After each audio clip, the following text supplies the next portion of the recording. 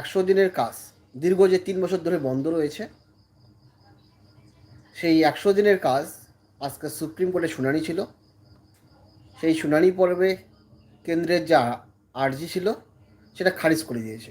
অর্থাৎ হাইকোর্টে যে রায় দিয়েছিল যে জনস্বার্থে কাজ এইভাবে দীর্ঘদিন বন্ধ রাখা যায় না, যে অংশে দুর্নীতি সে অংশে বাদ দিয়ে বা সেই দুর্নীতি কমানোর জন্য কেন্দ্র যথোপযুক্ত ব্যবস্থা নিক, কেন্দ্র ভিজিলেন্স করুক, কিন্তু সেই বাহানায় দীর্ঘদিন ধরে জনস্বার্থে যেগুলো কাজ সেগুলো কাজ এইভাবে কেন্দ্র বন্ধ করে রাখতে পারে না।